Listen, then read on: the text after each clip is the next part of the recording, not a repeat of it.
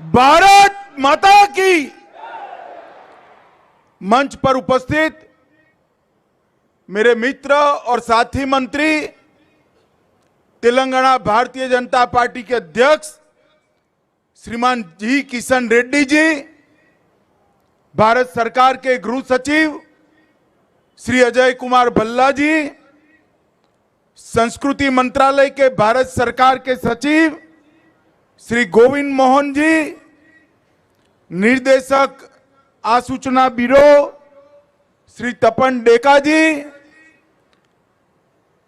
CRPF के DG doctor Sujoy लाल thousand जी, SSB की DG Shrimati रश्मि शुक्ला जी, आज जिन्होंने शिस्तबद्ध और शौर्य से प्रेरित परेड का प्रदर्शन किया है, सीआरपीएफ और सीआईएसएफ के मेरे प्यारे जवान भाइयों बहनों, उपस्थित सभी पैरामिलिट्री फोर्सेस के परिवारजनों और तेलंगाना के प्यारे भाइयों बहनों, आप सभी को तेलंगाना मुक्ति दिन की मैं बहुत बहुत शुभकामनाएं देना चाहता हूं और बहुत बहुत बधाई देना चाहता हूं।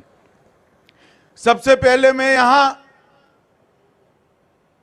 हैदराबाद मुक्ति संघर्ष में लाखों जनता ने जो हिस्सा लिया, वो वीर नागरिकों को प्रणाम करना चाहता हूं। इसके साथ साथ कई लोगों ने हैदराबाद को मुक्त कराने के लिए अपनी जानों का बलिदान दिया, अपना सर्वोच्च बलिदान दिया। वो जनता और वीर शहीद जवानों को भी मैं शीश झुकाकर श्रद्धांजलि देना चाहता हूं। और आज तेलंगाना, कल्याण, कर्नाटक और मराठावाड़ के ये विशाल क्षेत्र को भारतीय संघ में विलय करने के लिए जिनकी प्रमुख भूमिका रही, वो सरदार पटेल को भी मैं बहुत श्रद्धा के साथ नमन कर मेरी बात की शुरुआत करना चाहता हूं। मित्रों, आज तेलंगाना मुक्ति के 75 साल पूर्ण हो रहे हैं। मैं कोई झिझक के बगैर कहना चाहता हूं कि महापुरुष, लोह पुरुष सरदार पटेल न होते तो तेलंगाना को इतनी जल्दी मुक्ति नहीं मिलने वाली थी। वो सरदार पटेल ही थे जिन्होंने सारी चीजों को ठुकराकर सर्वप्रथम राष्ट्र सर्वप्रथम के सिद्धांत को चरितार्थ कर हैदराबाद पुलिस एक्शन की डिजाइन की और उसको खून का कतरा बहाए बगैर निजाम के रजाकारों की सेना को सरेंडर कराने का साहस दिखाया। सरदार पटेल और केएम मुंशी की ये युति ने, ये जोड़ी ने तेलंगाना क्षेत्र के, कर्नाटक के बीदर क्षेत्र के और मराठावाड़ा के ये विशाल क्षेत्र को हमारे महान देश के साथ जोड़ने का काम किया।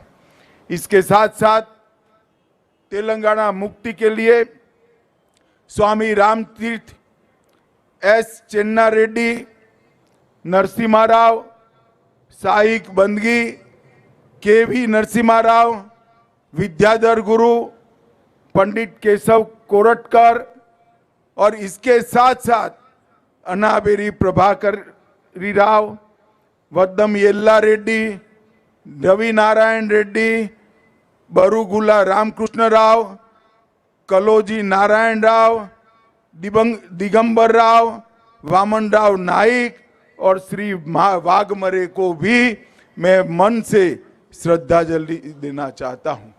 मित्रों, अभी देश ने अपने आजादी का महोत्सव मनाया और आज तेलंगाना मुक्ति का दिन है।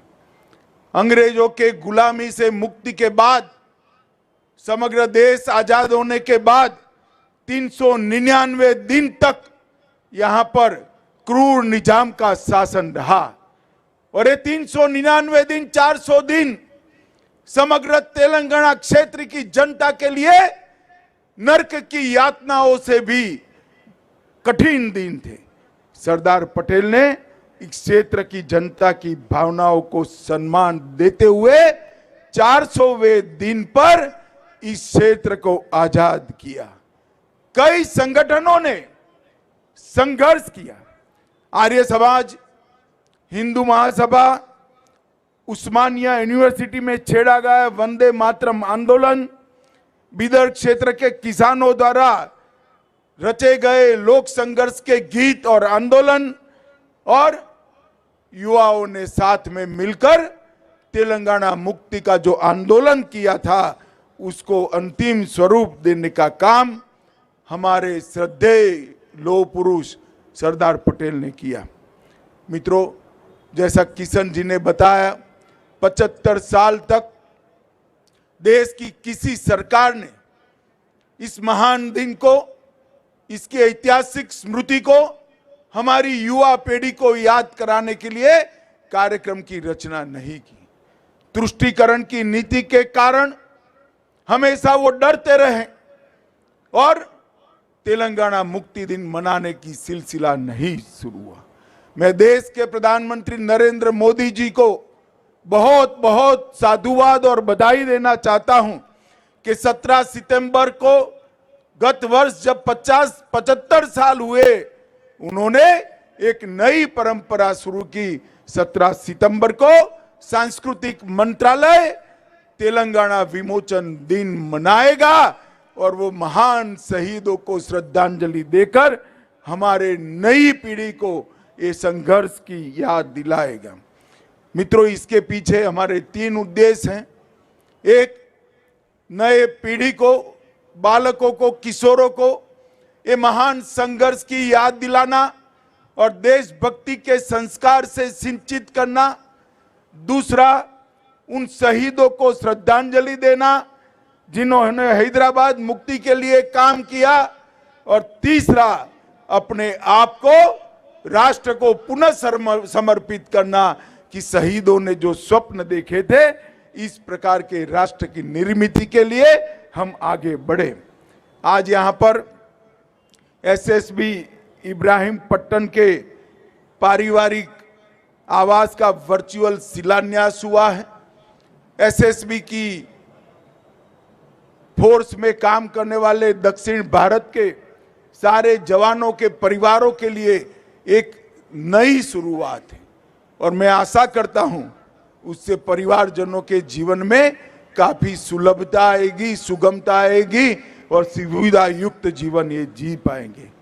आज यहाँ पर प्रसिद्ध पत्रकार और शहीद सोहेबुल्ला खान और रामजी गोंड दोनों की स्मृति में डाक टिकट भी जारी किए गए हैं और आज यहाँ दिव्यांग भाइयों और बहनों को भी बैटरी से चालित ट्राइसिकलर का वितरण भी करने वाले हैं, क्योंकि आज हमारे प्रिय प्रधानमंत्री नरेंद्र मोदी जी का जन्मदिन है और उसको हम सेवा दिन के रूप में भी मनाते हैं।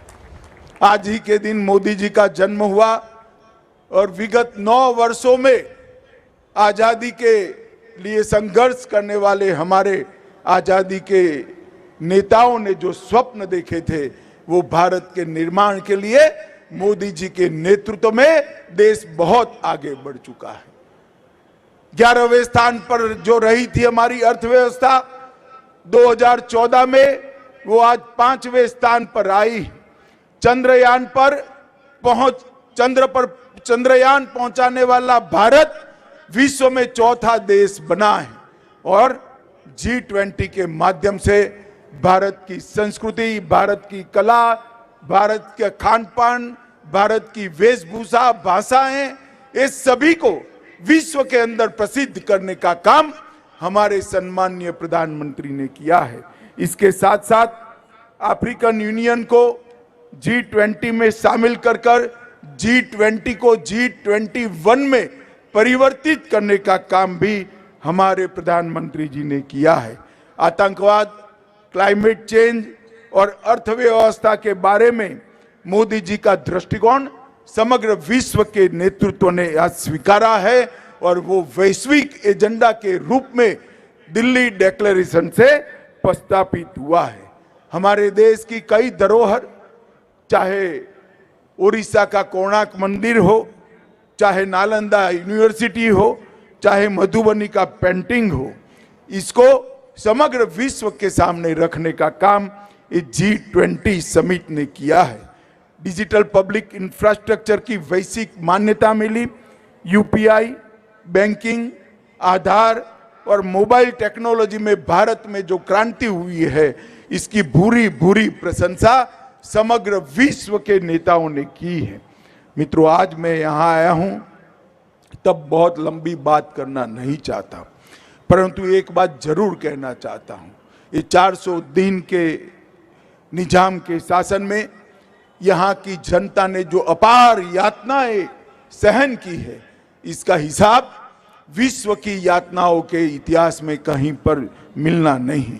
इसीलिए सरदार पटेल ने कहा था, स्वतंत्र हैदराबाद भारत के पेट में कैंसर के समान है, उसका ऑपरेशन के बगैर और कोई रास्ता हो नहीं सकता। और इसलिए उन्होंने पुलिस एक्शन के माध्यम से हैदराबाद को स्वतंत्र करने का काम किया। बड़ी दुर्भाग्य की बात है, तेलंगाना की रचना के बाद भी तेलंगाना विमोचन दिन मनाने में वोट बैंक की पॉलिटिक्स के कारण ये पार्टियां जो संकोच कर रही है, मैं उनको कहना चाहता हूं, जो अपने देश के इतिहास से मुंह मोड़ लेते हैं, देश की जनता उनसे मुंह मोड़ लेती है। हमारे देश के इतिहास पर गौरव कर कर, हमारे शहीदों के शहादत पर गौरव कर कर, स्वतंत्र संग्राम के इतिहास पर गौरव कर कर ही हम इस देश और हैदराबाद को, तेलंगाना को आगे बढ़ा सकते हैं। और यहां पर जिस प्रकार से निजाम के क्रूर शासन ने कई फरमान दिए थे, माफूसा और गैर माफूसा का भेद खड़ा किया था, उससे मुक्ति सरदार पटेल ने दिलाई थी। कई ऐसी घटनाएं हैं जिसके जिक्र से भी आज रोंगटे खड़े हो जाते हैं। मैं एक ही का उल्लेख करना चाहूंगा। परक्कल्ला तेलंगाना, 2 सितंबर 1947, 1500 से ज्यादा लोग भारतीय तिरंगा फहराने के लिए परक्कल्ला कस्बे में एकत्रित हुए। निजाम की रजाकार फौज ने जनरल डायर की तरह गोलियां चलाने का आदेश किया। 150 लोग घायल हुए, कई लोग मारे गए। ऐसा निर्मम हत्याकांड मराठावाड़ा के परभणी के गुंडा गांव में भी हुआ और बीदर के पास घोरटा में भी हुआ। इस सभी से मुक्ति दिलाने का काम सरदार पटेल ने किया। KM मुंशी और सरदार पटेल, ये दो देशभक्त नेताओं ने हैदराबाद मुक्ति का डिजाइन किया और उसको अंत तक लागू किया। और 10 अगस्त 1948 को सरदार पटेल ने कहा था कि हैदराबाद समस्या के समाधान का एक ही रास्ता है और वह है हैदराबाद का भारत में विलय, जिसको 17 सितंबर 1948 को उन्होंने सरेंडर किया और निजाम शरण में आए। मित्रों, आज मैं तेलंगाना राज्य की जनता को, कर्नाटक के कल्याण कर्नाटक की जनता को और मराठावाड़ के महाराष्ट्र की जनता को कहना चाहता हूं कि ये जो दिन है, ये दिन की स्मृति जो है, हमारा संघर्ष है, हमारे शहीदों का बलिदान है, उसको युगों युगों तक हम याद कर कर रखें, जिससे आने वाली पीढ़ियां इससे प्रेरणा ले और देश के विकास के लिए अपने आप को समर्पित करें। अंत में मैं फिर से एक बार सरदार वल्लभ भाई पटेल, KM मुंशी और जिन जिन सभी महान आत्माओं ने देश के लिए, हैदराबाद मुक्ति के लिए बलिदान दिया, वो सबको प्रणाम कर कर मेरी वाणी को विराम देता हूं। मेरे साथ फिर से एक बार बोलिए, भारत माता की, भारत माता की।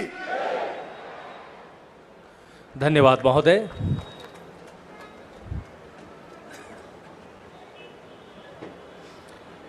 अब मैं श्री जी किशन रेड्डी, माननीय केंद्रीय पर्यटन, संस्कृति और पूर्वोत्तर क्षेत्र विकास